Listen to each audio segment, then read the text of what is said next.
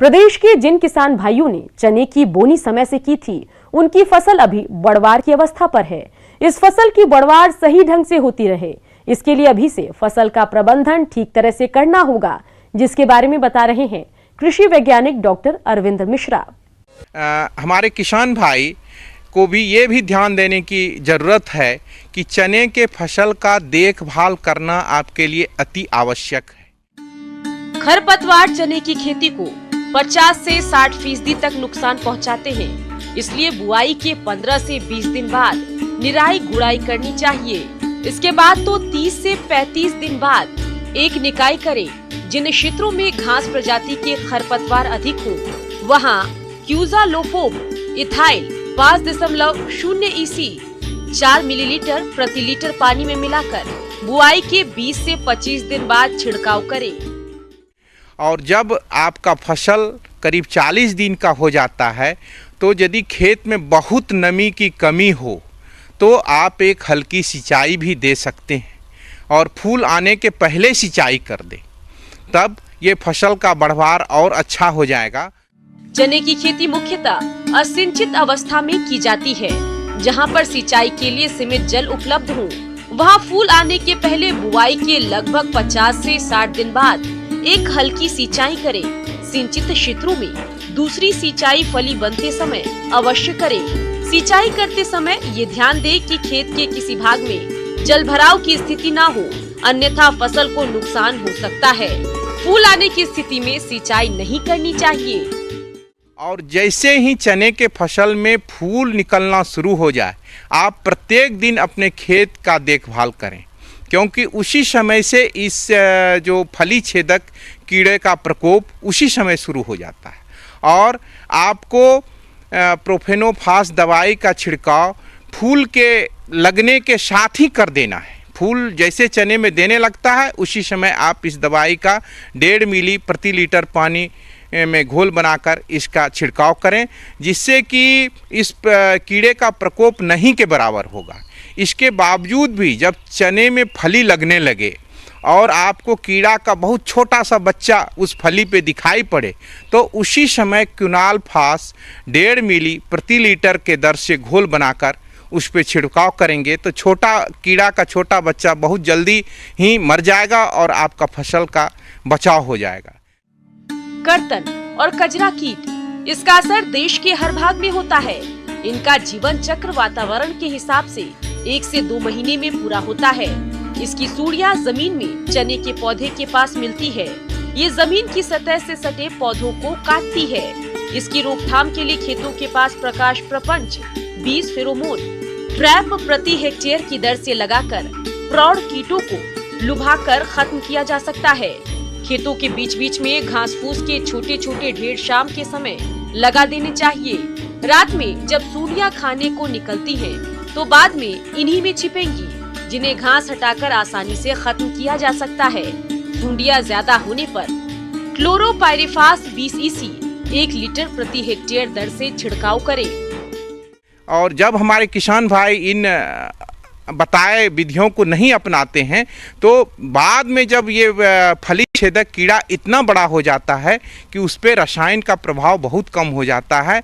इस तरह से हमारे चने का फसल का नुकसान काफ़ी बढ़ जाता है और उस पर फिर जैविक जो हमारे न्यूक्लियर पॉलीहाइड्रोवायरस है NPV का प्रयोग करके आप बड़े कीड़ों को भी मार सकते हैं, लेकिन वो काफ़ी कष्टदायक हो जाता है। इसलिए अपने खेत का देखभाल अवश्य करें और ख़ास करके फूल आने के समय से ही पूरी तरह से चने की खेत का देखभाल करें। चने की खेती में पाले के प्रभाव के कारण काफी क्षति हो जाती है। पाले के पड़ने की संभावना दिसंबर से जनवरी में अधिक होती है। पाले के प्रभाव से फसल को बचाने के लिए फसल में गंधक के तेजाब की 0.1% मात्रा यानी 1 लीटर गंधक के तेजाब को 1000 लीटर पानी में घोल बनाकर छिड़काव करना चाहिए। पाला पड़ने की संभावना होने पर खेत के चारों ओर धुआं करना भी लाभदायक रहता है। इन सब बातों को हमारे किसान भाई बताए गए बातों को यदि अपनाते हैं, तो उससे चने की फसल से उनका मुनाफा बढ़ेगा और उनका शुद्ध लाभ भी बढ़ेगा। कृषि वानिकी मृदा प्रबंधन की एक ऐसी पद्धति है जिसके अंतर्गत कृषि फसलों और बहुउद्देशीय वृक्षों, झाड़ियों के उत्पादन के साथ साथ पशुपालन व्यवसाय को किया जाता है। इसमें भूमि की उपजाऊ शक्ति को बढ़ाया जा सकता है। तो आप कृषि वानिकी को कैसे अपनाएं, इसकी जानकारी दे रहे हैं विषय विशेषज्ञ योगेश राजपूत। कृषि वानिकी जो है वो एक कृषि का पर्याय है, एक आधुनिक तकनीकी है खेती में, जो कि परंपरागत तकनीकियां आज के समय में पूरी फैल हो रही हैं, धराशायी हो गई, क्योंकि जलवायु परिवर्तन एक बहुत अहम मुद्दा बना हुआ है। जलवायु परिवर्तन की वजह से जो खेती कर रहे हैं लोग, वो मुनाफा नहीं कमा पा रहे और उनकी जो आय है वो अधिक लग रही है, उसमें खेती करने में इतना उत्पादन अपन ले नहीं पा रहे हैं। तो ऐसे समय में किसान भाइयों को कृषि वानिकी अपनानी चाहिए। कृषि वानिकी में फसलों के साथ साथ आप वृक्षों को लगा के नहीं, अंतर्वर्तीय फसलें आप लेके नहीं, आप अपनी आमदनी, अपना मुनाफा आप बढ़ा सकते हैं। हमारे प्रदेश में किसान अधिकतर गरीबी रेखा से नीचे जीवन यापन करने वाले हैं। आर्थिक विकास का एकमात्र विकल्प खेती-बाड़ी, कृषि पर आधारित कुटीर उद्योग है। कृषि वानिकी की पद्धतियों को अपनाने से उनको कुटीर उद्योग जैसे दुग्ध उत्पादन, फल उद्योग, मुर्गी, मत्स्य, रेशम पालन, गोंद, कत्था उत्पादन आदि का काम मिल सकता है। इस प्रकार से उन्हें रोजगार मिलेगा, जिससे उनके आर्थिक विकास के उद्देश्यों की पूर्ति होगी।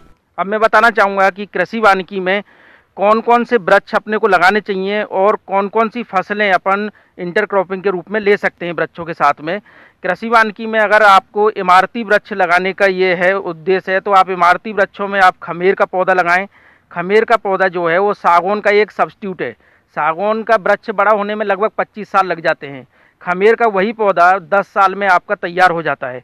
इसके साथ साथ आप सागौन भी आप लगा सकते हैं। अगर आप लंबा इंतजार कर सकते हैं तो सागौन के वृक्ष भी आप अपने मेड़ों पे लगा सकते हैं। अगर किसान भाई आपकी रुचि फलदार वृक्ष लगाने की है तो आप फलदार वृक्षों में आम के पौधे हैं, आंवला के पौधे हैं, उसके बाद में आपके गुआवा है आपका, उसके बाद में आपके बेर है आप ले सकते हैं, बेल आप ले सकते हैं, उसके बाद में आप अनार आप ले सकते हैं, जो कि बहुत आसानी से आपकी जो मेड़ें होती हैं उन पे अपन लगा सकते हैं। अगर मेड़ों के अलावा भी आप अगर खेत में भी इंटरक्रॉपिंग करना चाहें तो अपन खेतों में भी लगा सकते हैं।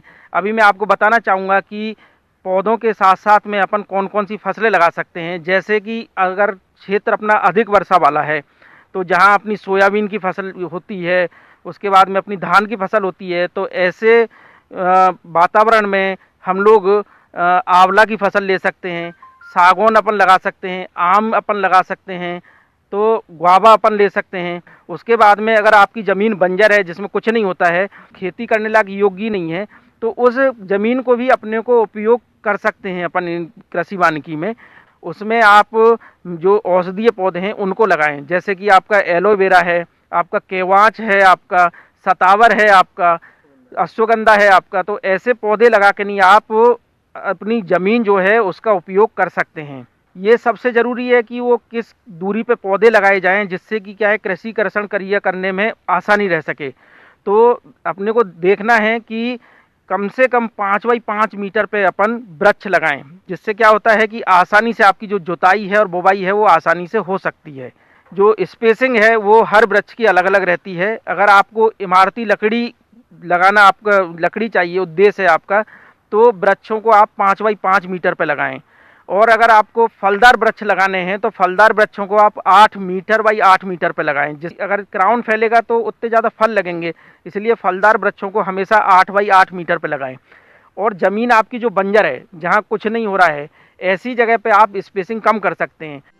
कृषि वानिकी से उत्पादन संसाधन के संरक्षण के साथ साथ मृदा के गुणों में भी सुधार होता है। कृषि वानिकी में पौधों एवं दलहनी फसलों की जैविक क्रियाओं से नत्रजन स्थिरीकरण होता है और कार्बनिक पदार्थ की मात्रा में वृद्धि होती है। पौधों एवं फसलों को साथ साथ उगाने से एक दूसरे को उर्वरक तत्वों की पूर्ति में सहायता मिलती है। मृदा संरचना में सुधार होता है, जो कि फसल उत्पादन के लिए अति आवश्यक है। जो अपन ने कृषि वानिकी लगाया था और वानिकी वाले जो पौधे लगाए थे, उनके नीचे अपन जो डब्बे होते हैं, मधुमक्खी के जो बॉक्स होते हैं, उनको अपन रख सकते हैं, क्योंकि गर्मी के समय में वहाँ छाया भी रहेगी वहाँ पे। और क्या होता है कि कुछ वानिकी के पौधे ऐसे हैं जिनमें गर्मियों के समय में फ्लावर आता है, तो ऐसे समय में क्या है, मधुमक्खी अपना जो शहद है, अपना भोजन है, वो जो वानिकी वाले वृक्ष लगे हुए हैं उनके फूलों से ले सकती हैं। तो ये भी एक अभिन्न अंग है, इसको भी कृषक भाई इसको भी उसमें जोड़ सकते हैं।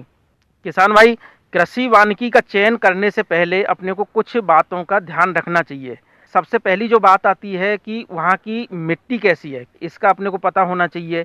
वहाँ की जो वर्षा का पैटर्न है वो कैसा है, कितनी वर्षा होती है, क्या होती है, तो उस हिसाब से अपने को चयन करना है। वहाँ की जलवायु कैसी है उसको अपने को देखना है। उसके बाद में वहाँ का जो मार्केटिंग कैसी है, वहाँ की मतलब लोगों की डिमांड कैसी है, लोगों का इंटरेस्ट कैसा है, तो उस हिसाब से अपने को वृक्षों को लगाना है।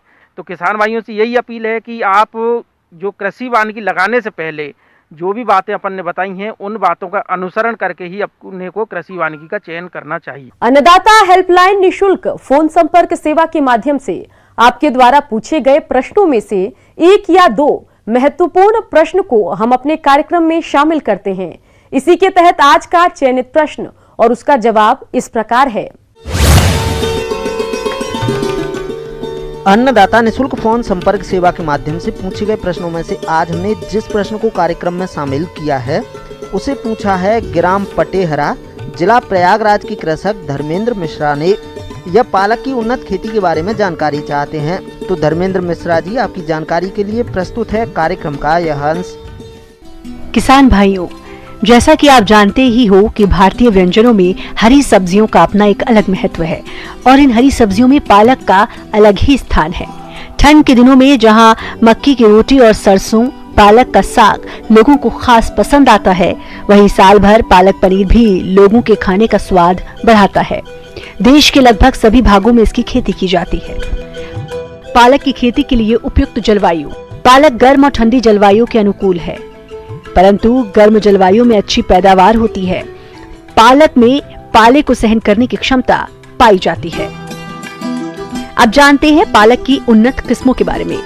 पालक की खेती से अधिकतम उत्पादन के लिए अपने क्षेत्र एवं जलवायु के आधार पर किस्मों का चयन करना चाहिए। पालक की कुछ प्रचलित किस्में इस प्रकार हैं, जैसे आल ग्रीन। इस किस्म के पत्ते 15 से 20 दिन के अंतराल पर कटाई के लिए तैयार हो जाते हैं और इसकी 6 से 7 कटाई आसानी से की जा सकती है। पूसा पालक। इस किस्म में एक समान हरे पत्ते आते हैं और इसमें जल्दी से फूल वाले डंठल बनने की समस्या नहीं आती है। पूसा हरित। इस किस्म को पहाड़ी इलाकों में पूरे वर्ष उगाया जा सकता है। इस किस्म को क्षारीय भूमि में भी आसानी से उगाया जा सकता है। पूसा ज्योति। ये एक प्रभावी किस्म है। इस किस्म की कुल 6 से 7 कटाई आसानी से की जा सकती है। जोबनेर ग्रीन। इस किस्म के एक समान हरी, बड़े, मोटे, रसीले और मुलायम पत्ते आते हैं। पत्तियां पकाने पर आसानी से गल जाती हैं और इस किस्म को क्षारीय भूमि में भी उगाया जा सकता है।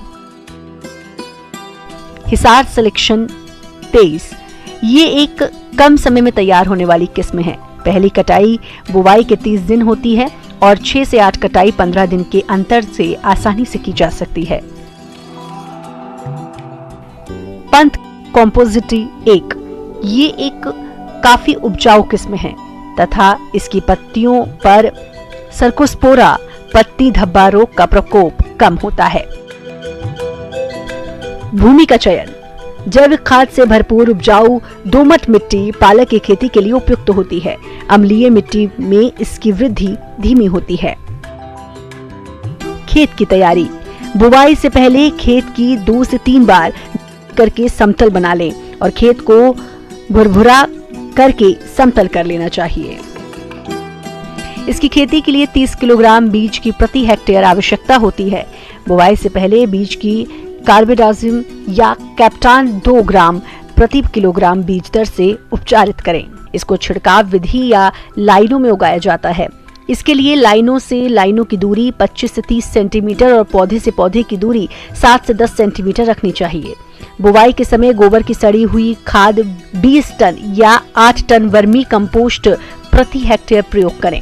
इसके अलावा 132 किलो यूरिया, 88 किलोग्राम डीएपी और 68 किलोग्राम पोटाश प्रति हेक्टेयर की आवश्यकता होती है। यूरिया की आधी मात्रा फास्फोरस और पोटाश की पूरी मात्रा अंतिम जुताई के समय खेत में दें और यूरिया की शेष मात्रा को 3 भागों में बांटकर प्रत्येक कटाई के बाद फसल में बुरकाव करें। इससे पत्तियों की बढ़वार अच्छी होती है। किसान भाइयों, अन्नदाता आपकी सेवा के लिए संकल्परत है। कृषि संबंधित समस्या और सुझावों के लिए आप हमें इस पते पर संपर्क कर सकते हैं। प्रोड्यूसर अन्नदाता, news 18 Uttar Pradesh Uttarakhand, Ramoji film city, Hyderabad 501512। साथ ही आप हमें ईमेल भी कर सकते हैं। हमारा ईमेल है p18annadatyup@nw18.com। इसके अतिरिक्त आप हमें निशुल्क हेल्पलाइन नंबर 180041921555 पर सोमवार से शनिवार सुबह 10 से शाम 4 बजे के बीच संपर्क कर सकते हैं।